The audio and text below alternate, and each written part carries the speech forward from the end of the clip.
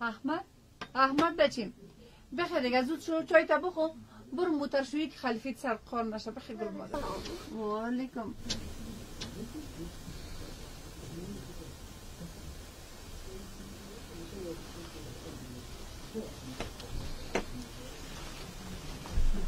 مادر بله به احمد بگویم که برام کالای نو بیاره نه بچیم امروز نگو بیادرکت شیر نداره امروز پیسه خدا شیر میاره باز دیگر روز که کار کرد باز داره که تو کالا میاره خوب برو مادر خیره مادر لباس های پاره است برش بگویم که بیاره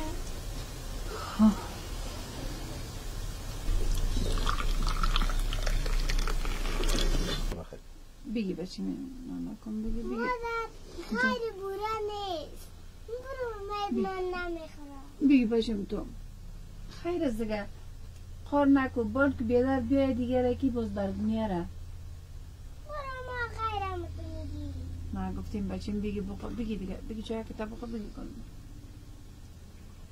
بخور دیگه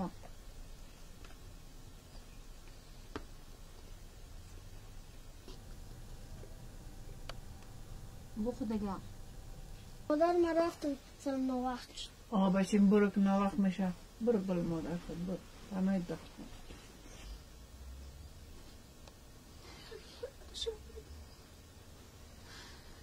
چرا بایی شده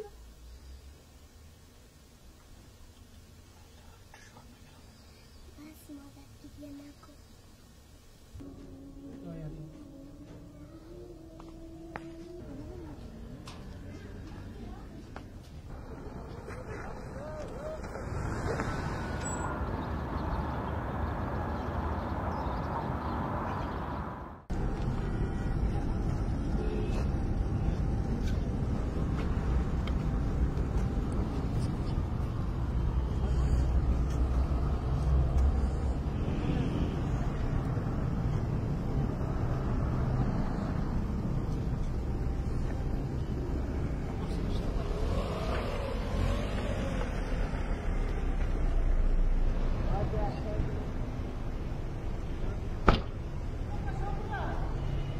سلام علیکم. سلام علیکم.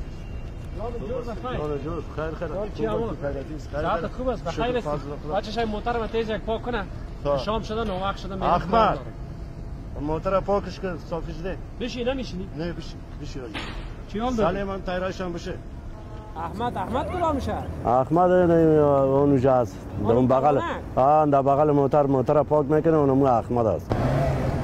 و علیکم بچه‌م نامت چیست؟ احمد تا شام اینجا موترشویی میکنی کار میکنی پدر چی کار میکنه؟ پدرم مرده فوت کرده در خانه کس دیگه نیست که امرایت کار کنه؟ مادرم هست که هم مریض است چرا مکتب نمیخونی؟ مکتب؟ خو خرچ خانه در دستم هستک اگه مکتب بخوانی آرزو داری داینده چی شوی؟ انجینیر